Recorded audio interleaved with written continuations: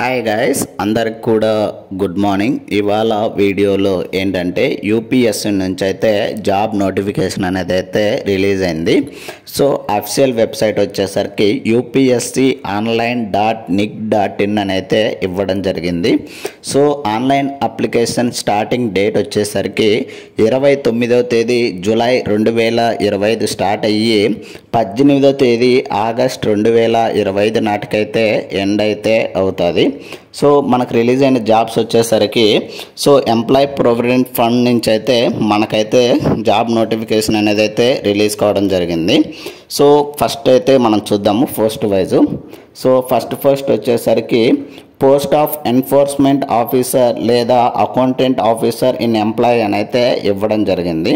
So ఇది వచ్చేసరికి PF organisation నుంచి అయితే రిలీజ్ కావడం అయితే జరిగింది. సో మొత్తం మనకు రిలీజ్ అయింది వచ్చేసరికి 156 జాబ్స్ అయితే రిలీజ్ కావడం అయితే జరిగింది. రిజర్వేషన్ వైజ్ ఎన్ని వేకెన్సీ ఉన్నాయనేది అయితే చూద్దాము. సో ఓసీ వాళ్ళకు వచ్చేసరికి మొత్తం 78 వేకెన్సీ రిలీజ్ అయ్యాయి. అండ్ ఈడబ్ల్యూఎస్ కేటగిరీకి వచ్చేసరికి ఒక వేకెన్సీ అయితే రిలీజ్ కావడం జరిగింది. అండ్ ఓబీసీ కేటగిరీకి వచ్చేసరికి 42 వేకెన్సీ అయితే రిలీజ్ కావడం జరిగింది.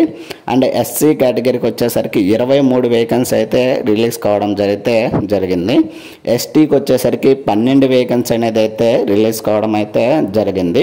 సో ఫిజికల్లీ హ్యాండిక్యాప్డ్ కేటగిరీకి వచ్చేసరికి 9 వేకెన్సీ అయితే రిలీజ్ కావడం అయితే జరిగింది. సో దీని యొక్క అడ్వర్టైజ్మెంట్ నెంబర్ వచ్చేసరికి 52/2025 అని అయితే ఇవ్వడం జరిగిందండి. సో వీడియోను ఎవరైనా కానీ కొత్తగా చూస్తున్నట్లయితే please like, share and subscribe చేసుకోవడం అయితే మర్చిపోద్దండి guys.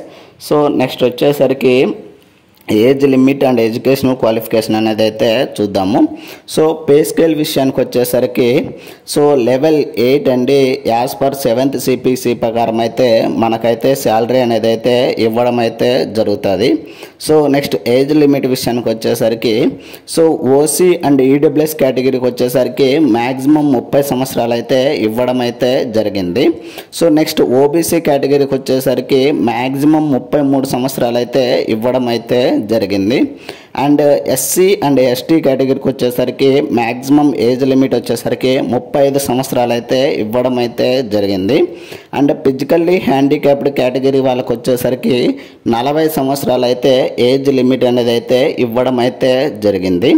So next educational qualification విషయానికి వచ్చేసరికి ఎవరైతే బ్యాచిలర్ డిగ్రీ అయితే చదివింటారో రికగ్నైజ్డ్ యూనివర్సిటీ ఆర్ ఇన్స్టిట్యూట్ నుంచి వాళ్ళైతే ఎలిజిబుల్ అండి. సో డిగ్రీ చదివినటువంటి వాళ్ళైతే దీనికైతే ఎలిజిబుల్ అండి అప్లై చేయడానికి. సో దీని యొక్క హెడ్ క్వార్టర్స్ వచ్చేసరికి న్యూఢిల్లీలో అయితే ఉన్నదండి. సో నెక్స్ట్ వచ్చేసరికి సెకండ్ వేకెన్సీ వచ్చేసరికి post of assistant provident fund commissioner in employ అని అయితే ఇవ్వడం జరిగింది. సో ఇది కూడా రిలీజ్ అయింది వచ్చేసరికి provident fund organisation ministry of labour and employment నుంచి అయితే మనకైతే రిలీజ్ కావడం అయితే అయ్యింది. సో మనకు మొత్తం రిలీజ్ అయిన వేకెన్సీ వచ్చేసరికి 74 వేకెన్సీస్ అయితే మనకైతే రిలీజ్ కావడం అయితే జరిగింది. సో రిజర్వేషన్ వైజ్ వేకెన్సీస్ చూసుకుంటే ఓసీ వాళ్ళకు వచ్చేసరికి 32 వేకెన్సీ రిలీజ్ అయ్యాయి. అండ్ ఈడబ్ల్యూఎస్ వాళ్ళకు వచ్చేసరికి 7 వేకెన్సీ రిలీజ్ అయ్యాయి. అండ్ ఓబీసీ కేటగిరీకి వచ్చేసరికి 28 వేకెన్సీ, ఎస్సీ వాళ్ళకు వచ్చేసరికి 7 వేకెన్సీ, అండ్ ఫిజికల్లీ హ్యాండిక్యాప్డ్ వచ్చేసరికి 3 వేకెన్సీ అనేది అయితే రిలీజ్ కావడం అయితే జరిగింది. సో నెక్స్ట్ పే స్కేల్ విషయానికి వచ్చేసరికి లెవెల్ 10 అండి యాజ్ పర్ 7th CPC ప్రకారం అయితే మనకైతే శాలరీ అనేది అయితే ఇవ్వడం జరుగుతుంది. So category wise age limit అయితే చూద్దాము. ఓసీ అండ్ ఈడబ్ల్యూఎస్కి వచ్చేసరికి మ్యాక్సిమం 35 సంవత్సరాలు అయితే ఇవ్వడం జరిగింది. అండ్ ఓబీసీ కేటగిరీకి వచ్చేసరికి 38 సంవత్సరాలు అయితే ఇవ్వడం జరిగింది. అండ్ ఎస్సీ కేటగిరీకి వచ్చేసరికి 40 సంవత్సరాలు, అండ్ ఎస్టీ వచ్చేసరికి 35 సంవత్సరాలు అయితే ఇవ్వడం జరిగింది. సో ఫిజికల్లీ హ్యాండిక్యాప్డ్ వచ్చేసరికి 45 సంవత్సరాల వరకు అయితే ఏజ్ లిమిట్ అనేది అయితే ఇవ్వడం అయితే జరిగింది. సో నెక్స్ట్ ఎడ్యుకేషనల్ క్వాలిఫికేషన్ వచ్చేసరికి ఎవరైతే డిగ్రీ చదివింటారో రికగ్నైజ్డ్ యూనివర్సిటీ లేదా ఇన్స్టిట్యూట్ నుంచి వాళ్ళైతే ఎలిజిబుల్ అని అయితే చెప్పడం అయితే జరిగింది. సో రికగ్నైజ్డ్ యూనివర్సిటీ లేదా ఈక్వివలెంట్ అని అయితే ఇవ్వడం అయితే జరిగింది. సో దీని యొక్క హెడ్ క్వార్టర్స్ వచ్చేసరికి న్యూఢిల్లీలో అయితే ఉన్నదండి. సో మనకేంటంటే హెడ్ క్వార్టర్స్ ఆల్రెడీ మనం ఇందాక చెప్పుకున్నాం కదా. సో ఈ 2 పోస్టులు వచ్చేసరికి న్యూఢిల్లీలో అయితే ఉన్నాయి హెడ్ క్వార్టర్స్ వచ్చేసరికి. అండ్ జాబ్ వచ్చేసరికి ఎనీవేర్ ఇన్ ఇండియా అయితే మనమైతే వర్క్ చేయాల్సిందైతే ఉంటుంది. సో ప్రొహిబిషన్ పీరియడ్ వచ్చేసరికి 2 years అయితే ఇవ్వడం అయితే జరిగింది. సో ఇది వచ్చేసరికి మనకేంటంటే కంబైన్డ్ రిక్వైర్మెంట్ టెస్ట్ అయితే కండక్ట్ చేయడం జరుగుతుంది. సో ఆ టెస్ట్ తర్వాత షార్ట్ లిస్ట్ అయిన తర్వాత మనల్ని అయితే ఇంటర్వ్యూ అయితే చేయడం అయితే జరుగుతుంది. సో ఫస్ట్ ఐటమ్ నెంబర్ వచ్చేసరికి enforcement officer and accountant officer jobs అయితే రిలీజ్ కావడం అయితే జరిగింది. సో నెక్స్ట్ సెకండ్ది వచ్చేసరికి అసిస్టెంట్ పబ్లిక్ ప్రొవిడెంట్ కమిషనర్ అయితే రిలీజ్ కావడం అయితే జరిగింది. సో ఇవి వచ్చేసరికి స్కీమ్ ఆఫ్ సిలబస్ వచ్చేసరికి చూద్దాము. సో ఫస్ట్ సిఆర్టీ టెస్ట్ అయితే కండక్ట్ చేయడం జరుగుతుంది. సో ఆ స్కీమ్ దానికి సంబంధించి ఎలా ఉంటుంది అనేది అయితే ఎగ్జామినేషన్ ప్రాసెస్ అనేది అయితే చూద్దాము. సో ఫస్ట్ వచ్చేసరికి మనకు టెస్ట్ కండక్ట్ చేస్తారు. ఆ టెస్ట్ వచ్చేసరికి 2 hours అయితే టైం అనేది అయితే ఇవ్వడం జరుగుతుంది. సో ఆల్ క్వశ్చన్స్కి వచ్చేసరికి ఈక్వల్ మార్క్స్ ఉంటాయని అయితే చెప్తున్నారు. అండ్ ఎగ్జామ్ వచ్చేసరికి ఆబ్జెక్టివ్ టైప్ అయితే ఉంటాయి. సో ఈ ఆబ్జెక్టివ్ టైప్లో ఏంటంటే మల్టిపుల్ చాయిస్ క్వశ్చన్స్ ఆన్సర్స్ అయితే ఉంటాయి. సో నెక్స్ట్ ఎగ్జామ్ అనేది ఏంటంటే ఇంగ్లీష్ లేదా హిందీలో అయితే ఉంటుంది. అంటే బోత్ లాంగ్వేజెస్లో అయితే ఉంటుంది. అంటే నెగిటివ్ మార్కింగ్ విషయానికి వచ్చేసరికి 1/3 అయితే నెగిటివ్ మార్కింగ్ అనేది అయితే ఉంటుందని అయితే చెప్తున్నారు. సో నెక్స్ట్ వచ్చేసరికి సిలబస్ అనేది అయితే ఇవ్వడం జరిగింది.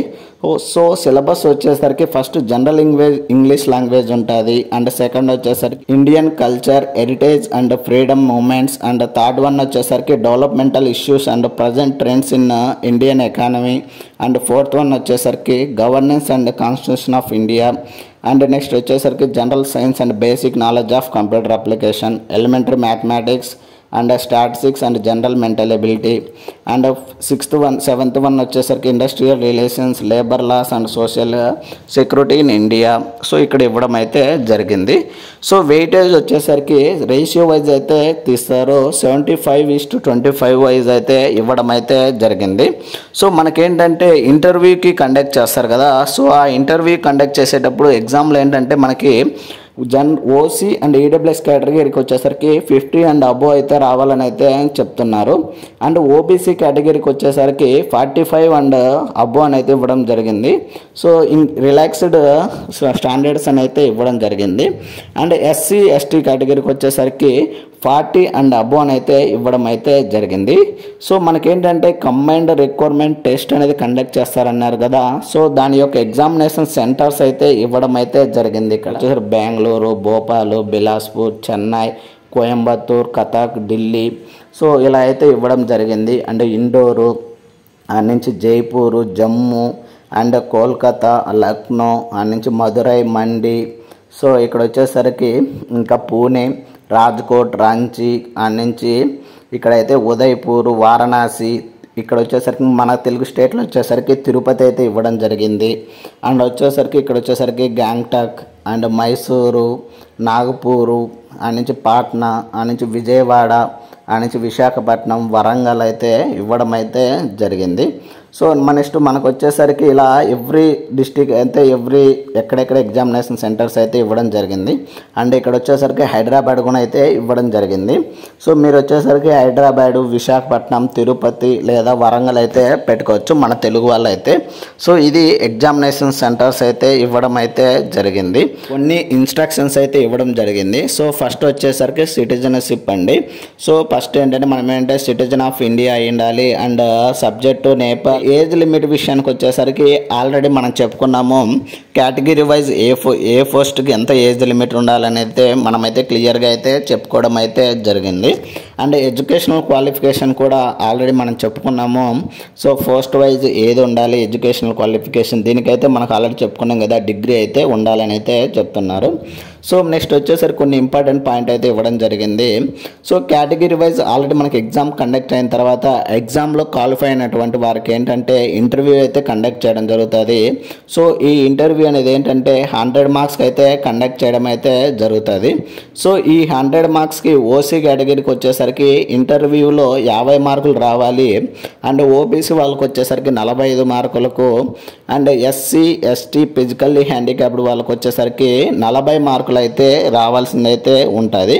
సో ఇది వచ్చేసరికి ఫస్ట్ మనకైతే ఇక్కడ క్లియర్గా చెప్పడం జరిగింది. సో మనకేంటంటే కంబైన్డ్ రిక్రూట్మెంట్ టెస్ట్ కండక్ట్ చేసిన తర్వాత మనకైతే ఇంటర్వ్యూ అయితే కండక్ట్ చేయడం అయితే జరుగుతుంది. సో ఆ ఇంటర్వ్యూలో మినిమం మార్క్స్ అయితే మనం రావాల్సిందైతే ఉంటుంది. సో ఇది వచ్చిన తర్వాత మనల్ని అయితే సెలెక్ట్ చేయడం అయితే జరుగుతుంది. సో నెక్స్ట్ అప్లికేషన్ ఫీజు విషయానికి వచ్చేసరికి ఎవరైతే SC ST physically handicapped and women's candidates ఉంటారో వాళ్ళకు వచ్చేసరికి ఎటువంటి అప్లికేషన్ ఫీజు అనేది అయితే ఉండదు. సో ఎవరైతే ఓసీ ఓబీసీ క్యాండిడేట్స్ ఉంటారో వాళ్ళకు వచ్చేసరికి అప్లికేషన్ ఫీజు విషయానికి వచ్చేసరికి 25 రూపాయలు అనేది అయితే ఇవ్వడం అయితే జరిగింది. సో పేమెంట్ లాస్ట్ డేట్ వచ్చేసరికి 18వ తేదీ ఆగస్ట్ 2025 నాటికైతే ఎండ్ అయితే అవుతుంది. సో నెక్స్ట్ వచ్చేసరికి 2 పోస్టులకు అప్లై చేయాలంటే అప్లై చేయొచ్చు అని అయితే చెప్తున్నారు. సో ఆ 2 పోస్టులకు అప్లై చేసేకంటేనా సో అమౌంట్ వచ్చేసరికి 50 రూపాయలు అయితే పేమెంట్ చేయాలని అయితే చెప్తున్నారు. సో ఏంటంటే కొందరు డిగ్రీ క్వాలిఫికేషన్ ఉంటారు. సో 2 పోస్టులకు అప్లై చేయాలంటే 2 పోస్టులకు కూడా అప్లై అయితే చేయొచ్చు. సో అప్పుడు ఏంటంటే పేమెంట్ అనేది 50 రూపాయలు అయితే పేమెంట్ చేయాలని అయితే చెప్తున్నారు.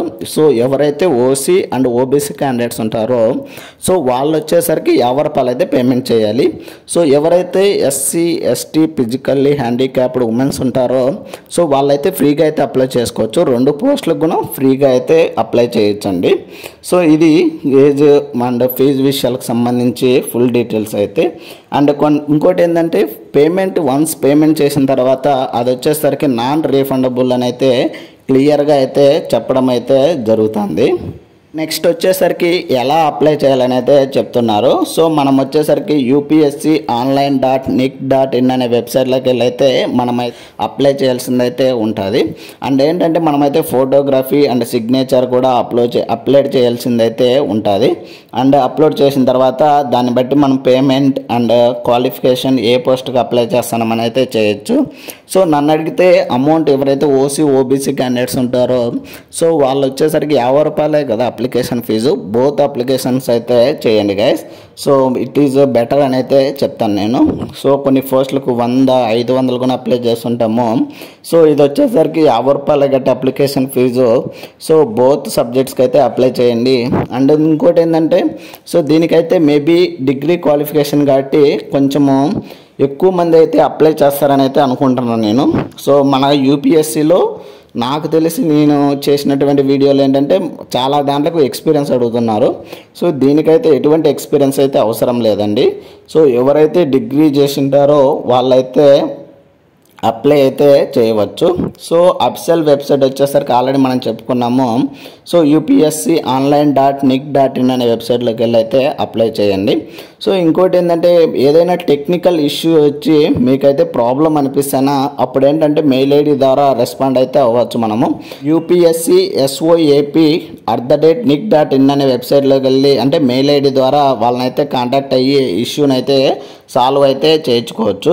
సో నెక్స్ట్ వచ్చేసరికి ఎగ్జామినేషన్ సెంటర్స్లోకి వచ్చేసరికి mobile and other electronic gadget and devices అయితే ఎలాంటివి అలో అయితే ఉండవని అయితే చెప్తున్నారు ఎగ్జామినేషన్ అండ్ ఇంటర్వ్యూ హాల్లోకి అయితే. సో మనకైతే ఎగ్జామ్ అయితే కండక్ట్ చేస్తారు కదా. సో ఆ ఎగ్జామ్కి అయితే మినిమం 30 మినిట్స్ ఎగ్జామ్ కంటే ముందైతే వెళ్ళాలని అయితే క్లియర్గా అయితే చెప్తున్నారు. సో ఎగ్జామినేషన్ ప్రాసెస్ ఉంటుంది and at the same time మనకైతే ఇంటర్వ్యూ అయితే కండక్ట్ చేయడం అయితే జరుగుతుంది. సో ఇది గైస్ యూపీఎస్సీకి సంబంధించి నోటిఫికేషన్ ఫుల్ డీటెయిల్స్ అయితే. సో ఇలాంటి మరిన్ని వీడియోస్ అండ్ మరిన్ని అప్డేట్స్ కోసం అయితే please like share and subscribe చేసుకోవడం అయితే మర్చిపోద్దండి గైస్. సో డైలీ మన ఛానల్లో ఏంటంటే నోటిఫికేషన్ సంబంధించి ఏదో ఒక వీడియో అయితే చేస్తున్నాను. సో దానివల్ల మీ యొక్క సపోర్ట్ చేయడం వల్ల సో కొంతమందికైనా రీచ్ అవుతుంది. ఎవరైతే జాబ్స్ ప్రిపేర్ అయినటువంటి వాళ్ళకి కానీ లేదా లేదంటే అప్లై చేయాలన్న నోటిఫికేషన్ డీటెయిల్స్ అయితే తెలుస్తాయి గైస్. సో డెఫినెట్లీ లైక్ చేసి సపోర్ట్ అయితే చేయండి గైస్. Thank you.